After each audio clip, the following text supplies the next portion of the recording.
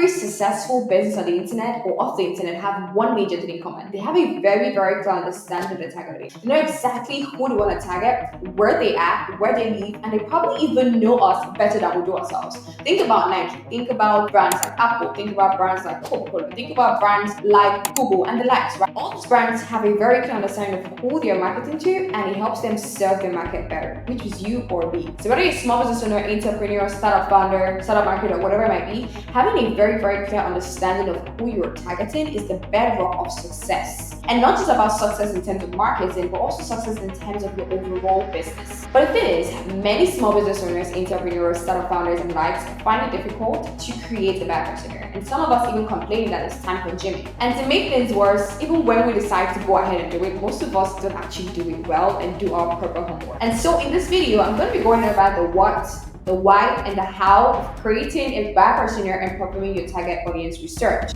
And also, if you stick to the end of this video, I'm going to be giving you guys access to my ultimate target audience research worksheet, right? It contains every single question you need to answer to be able to come up with an ideal target audience and then create your buyer persona. All right, so we have target audience, we have a brand persona. So what are these two and what really differentiates them from each other? Now, for ease, a target audience, as I would just describe the different definitions of what a target audience is or who a target audience is, but layman language, a target audience is equal to someone who is best fit for your product or your service, right? And this is someone that's going to find your product or service most helpful, right? So that's who your target audience is. And then for a buyer persona, it's simply a more visual or like a semi-fictional representation of who you want to target, right? So buyer personas are usually more specific, right? They are more, in-depth compared to target audience, right? So usually if you want to perform target audience research, the data you get from them, that's what you're going to impute into your buyer persona profile. It looks something like this. But a target audience is basically like a general overview of who you want to target with your product or your services. And for your buyer persona, you can have 1, 2, 3 different types of buyer personas, depending on your business, use cases, B2B, B2C, depending on different kind of people or markets that you want to target with your product or your service, right? So you get that. Now let's talk about why you actually need to do target audience research and why you need to create a buyer persona, right? And there are several reasons why this is helpful. If I put marketing aside, you need to first of all have an idea of who you want to target to be able to create a very, very good product, right? So it is the bedrock of creating an effective product for your customers. So if you haven't even done your research on target audience, you shouldn't even be offering a service, or you shouldn't be offering or having a product in the market, right? So it's the basis, right? And then when you have a buyer persona, it takes things really home by actually going really in there, like I mentioned, giving you a visual overview sometimes of who exactly it is you are targeting. And when I go into the various things we're going to look at when we're performing target audience research and buyer persona, you would see that for buyer personas, one of the major differences here is that it actually offers challenges, pain points, goals, and motivation, interest, and all that kind of stuff, right? So it goes in depth, very specific into who this person actually is. And for buyer personas, it actually helps you make very, very informed business decisions and strategy decisions, right? And that is aside to marketing. Now, when we bring down to marketing, when you have a very clear understanding of who you want to target, and you have a visual overview or like a semi-fictional representation of this, it makes it way easy for you to create marketing content that actually targets people. In fact, it makes the sales process very, very easy. So now you're not wasting time creating content or selling to people who do not want your service, but rather you are targeting people who really, really, really, really need your service. So in between both of this, we have 2 circles here, as I like to call it. We have your customers, and we also have the solution that they want, which should actually be a product, right? So usually when you are doing marketing and all of that, your marketing should actually be in the middle here, right? In texting between your customers and the solutions that you're offering to them, right? So all your marketing efforts should actually stem from here. Now let's look at the various things that you should pay attention to when you're actually performing target audience research. Now, target audience research. You're trying to find or get to know more about the person that is best fit for your solutions that you're offering. So, right, customers, problem, and then you have a solution, which is the product, right? Now, when you want to do target audience research, here are a couple of things that you need to keep in mind. You need to first of all find the demographics. Then you want to go ahead and find the geographics and psychographics and then their behaviorals, right? Now, for demographics, I'm talking about things like age, gender, occupation, general stuff like that. And then when I go over to geographics, I'm talking about the location. Quite simple, right? Climate condition, if that's necessary, but everything that has to do with their surrounding environment. And then for psychographics, I'm talking more about their lifestyle, their values, their beliefs, right? Their interests. That's for psychographics. And then in terms of their behavioral, I'm talking about things like, how they make buying decisions, for instance. What are the benefits they look out for? What are the way they use products? All that kind of stuff. Those are things I'm looking at when I'm trying to track their behaviors. Now, before we go ahead and continue, I want to make something very clear. When you're starting a business or want to start marketing, as much as you want to pay so much attention to this, because this is the base of marketing and sales in itself, you also want to make sure that you are not overthinking this thing, right? I'm going to show you exactly how to get all the data that you need for each and every single one of this. But you need to understand that the more you grow, right, the more you get to understand who your customers actually are. So you're going to have to sit down and get every single thing right on the ground, or every single detail. I mean, if you do, better for you, but it takes time. And sometimes you just get to know them as you grow your business, as you keep offering more services to them, as you keep relating more with your customers, right? Which you might not really have if you are a very, very new business. Now, when it comes to the bad questionnaire, which I'm going to come to later in this video, we're going to have a more in-depth review, like the challenges, right? Talk about the pain points, what are the goals, what are things that wake them up every single morning, right? These are kind of things you want to include in your bad questionnaire. But now let's talk about how to gather all of this data when you're performing audience research. Now, there's several ways to do this. Your manual ways, or ways that you can do it without having to use tools per se, and there are also ways you can use tools to do this. So I'm going to be going in depth into every single method that you can actually use. The first way that I would advise, or that I would teach you if you want to perform target audience research, is you want to use surveys. Right? Surveys are a very, very amazing way of collecting and gathering quantitative data, right? You could do this online, you could do this via emails, you could do this via several methods, right? And then we have interviews, right? Interviews are a more one-on-one approach, right? So with surveys, you maybe create like a form, sort of, and then you're trying to gather data, you can pass out a form, you can use Google Form, there's several ways to carry out surveys I'll be sharing. But also have interviews. Interviews is me to you, right? I'm having a call, it could be online, it could be present, okay, we're sitting down and I want to have a couple of questions and I want to actually give interviews.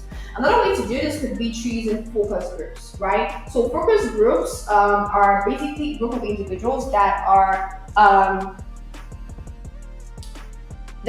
ideal for who you want to target, right? So if you're focused, you could have a group of people, right? Interview them, talk to them, survey them, gather data. So you're not just focusing on one person in particular, but now you have a group of people, right, that you can actually target and talk to them and gather good data for them to be able to know exactly what they want and what they don't want, which is the whole essence of a target audience. Now, another thing to note with interviews and focus groups is that they're actually more qualitative than they are quantitative, right? So compared to surveys where you're trying to gather quantified data, this is about qualification, right? It's more of the quality, right, or qualitative over quantity. So now, if you want to use either of those three, let me give you the best practices. For surveys, you want to make sure that it is very short and concise, right? Nobody likes to go through very, very, very boring surveys. You want to make the questions interesting. You also want to include a mix of different question types, and if possible, you can also offer like incentives because people like to be incentivized. Now, for interviews, you want to go ahead and start by preparing a list of questions that you want to ask this person, right? So I'm going to give you question examples in a moment, but you want to make sure that your questions are organized and you still have to be very flexible. Then you can organize a meeting. Make sure it's a quiet place, it's comfortable so you both can talk if it's in person, or if it's online, make sure good internet connection is happening between both of you so everybody gets information. And then you want to make sure you're diving into really deep questions, actually probing them to know what they really, really, really want. What is your biggest challenge when it comes to your work? What are the things that actually influence your purchasing decision? Can you describe your typical work day for me? What is the biggest challenge you face in your role or in your career? In my 2K, I went really in depth to really, really detailed interview questions that you could actually ask depending on your use cases. And then for focus groups, like I mentioned, you want to make sure that you're selecting diverse participants, which is a variety of them. And then you also want to make sure that you are encouraging each and every single of them to contribute to your survey or your research, right? And then to crown it all up for each of the single methods, you want to make sure that you have good recording, right? You want to make sure if, for example, if it's a meeting, you have it in person, you could put an audio recording, if you can't do video. And then if it's online, obviously you can record the entire meeting. For focus groups as well, if it's online or physical, whichever method, just make sure you have a very good record of this for referring later on, and don't actually want to organize it into a bag. Now, aside from 3 primary ways of performing the target audience research, we also have observation. It's also qualitative, right? And it gives you deep insight into how these people act or behave in real time, right? And so with observation methods, what you're trying to do is record and watch the behaviors of your target audience in a very, very natural setting. Observing these people over a particular period of time, online, offline, whatever method you want to use. But they're actually best practices when you want to gather data for your audience research using observation. First off, you want to be very, very obtrusive to avoid influencing the behaviors of your participants, right? And secondly, you want to make sure you are taking notes at every single point in time so you do not lose out on any necessary and vital data. And then what you can do with observation methods is that after you've done surveys, carried out interviews, or spoken to focus groups, you can then use all of those data, all the data you're getting from observation methods here, to further analyze or look into data you've already gathered from the other methods. Right? Analytical work is more secondary method to actually get data for your target audience research. Now, for the secondary method, right, we're looking at things, industry reports, for instance, right? These are also a very good way to gather data.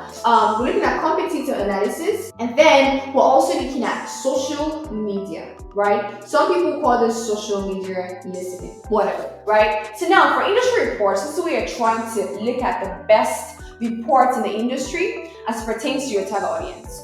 So now, to use industry reports very effectively, what you want to do is you want to first of all get data from these reports from reputable sources, and then you want to go ahead and extract key data and then compare the results you're getting from your industry reports with your primary methods, which are the other ones that I mentioned earlier on. Now, there are several sources of industry reports, right? Depending on your industry, right? There are marketing firms that do this really well. We also have like governmental associations or publications, and then we also have like industry associations. And now over to competitors, right? This is a very, very easy way for you to get data and research on your audience and getting to see how they actually behave, right, in real time. So what you can do is you can look up, make a list actually of competitors, direct or indirect. I'll advise you to start with direct competitors, of course, and begin to look at how are these people, right?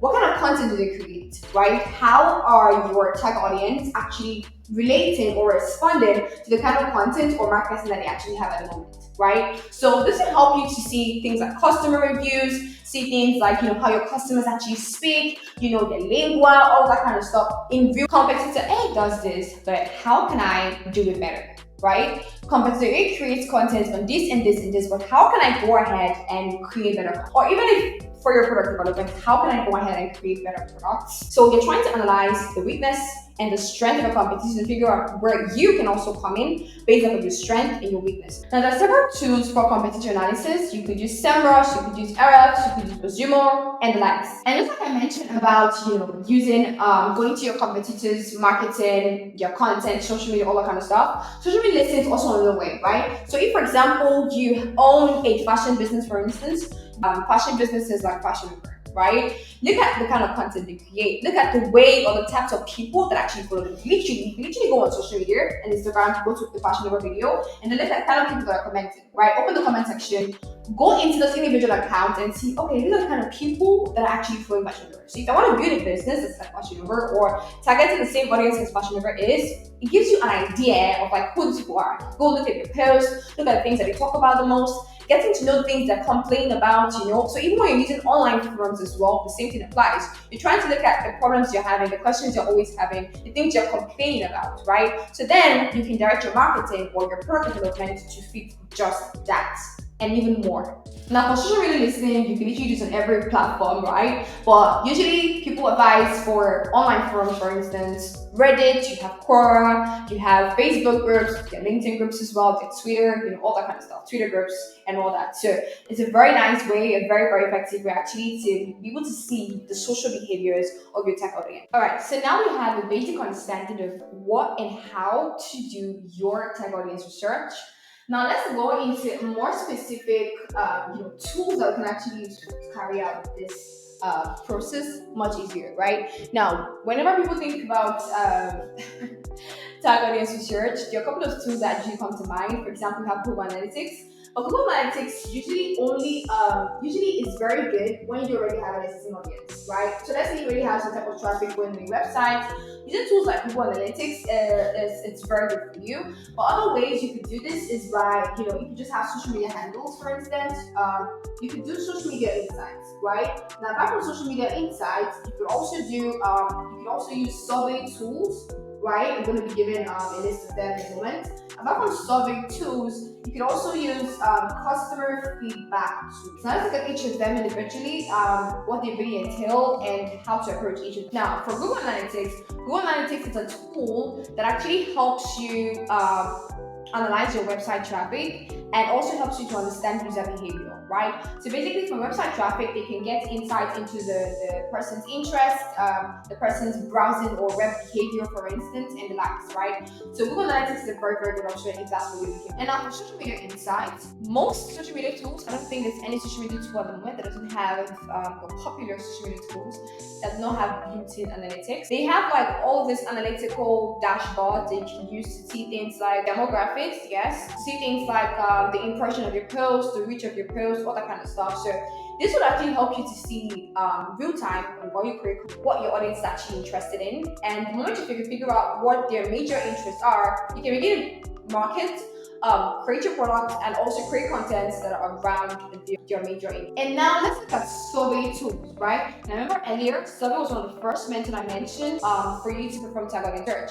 Now, for you to do surveys, right now there are tools that can help you make this way easier. We have tools like Typeform, we have tools like SurveyMonkey, we have tools like Google Form, right? The surveys is more like a question. You're trying to ask them questions and you're trying to quantify. So these tools make it very, very easy. So with survey tools like this, what you can do is create a form, right? Share it to your network or your participants. And then with tools like this, you can get data back and actually begin to analyze the data with a tool. And then whatever data you get from the survey tools, you can then export it for maybe further analysis. Mind you, I'm also going to be giving you guys AI tools that you can use, as well as how to use ChatGPT to do all these things easy. And buyer personas, right? So now we have gathered lots of things, right, on who are target audience. Let's put in a semi-fiction, right? That there's a way your buyer persona should actually do. For example, you can see these on the screen. This is an example of different types of buyer persona templates.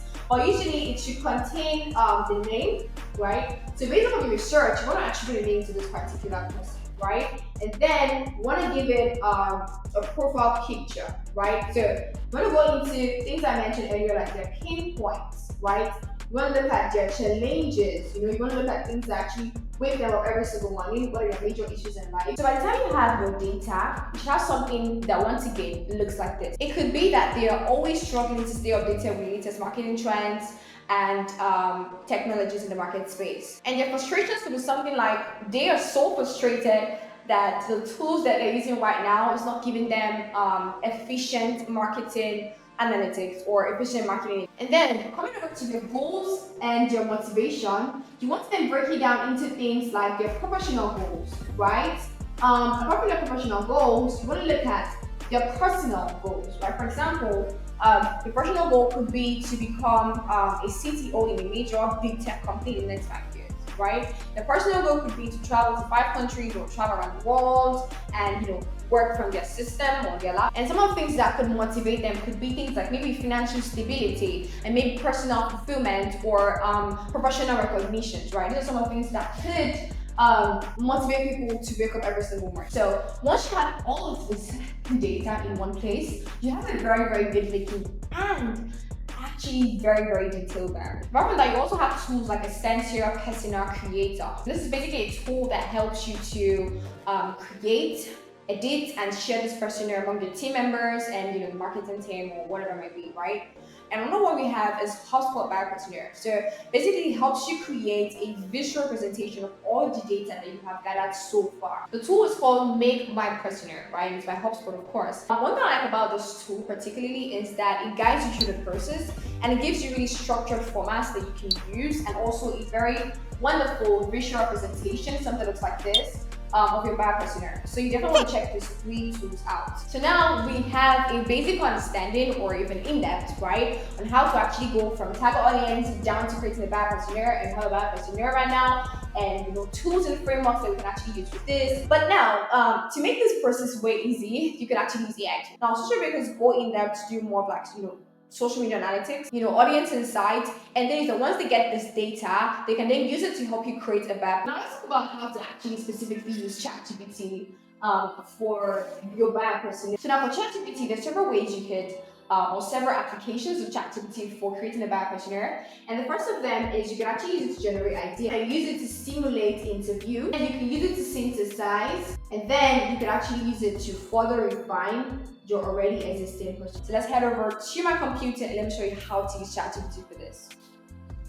So now, if you want to use ChatGPT for generating ideas, for instance, right? So you can put a prompt like this, help me brainstorm characteristics for buyer persona or a new fitness app targeting millennials, right? And then you could have an example that looks or response that looks just like this.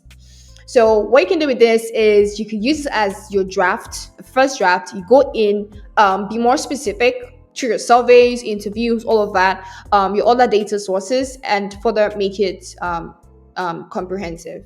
And then we also have for simulating interviews, right? So for simulating interviews, I could put a prompt like act as a marketing manager and answer the following interview questions for creating a buyer persona, right? So interview questions could be something like what are the primary goals? What are your primary goals in your current role? So this is where your target audience is a marketing manager, for instance, right? And also like what the biggest challenge of this person is that they face with your goals, right? So you can have a response that obviously looks something like this, which is good. As a marketing manager, my primary goals are to increase brand awareness and drive lead generation, so on and so forth, right? So this will give you an idea of something to work with, maybe like get to see what their problems are really. And then for synthesizing the data, you have a prompt example like this. I've collected the following data from surveys. Insert your survey data. Can you help me identify common themes and then go ahead and create a buyer persona? So that's a more detailed approach. And then for refining personas, you could give it a draft, right, of every single data you've gathered. And then you could actually ask ChatGPT to suggest improvements or additional details. So here are the prompts. You can take a screenshot. All right, guys, and there we have it. This was literally a crash course, and I'm sure at this point you know exactly what to do.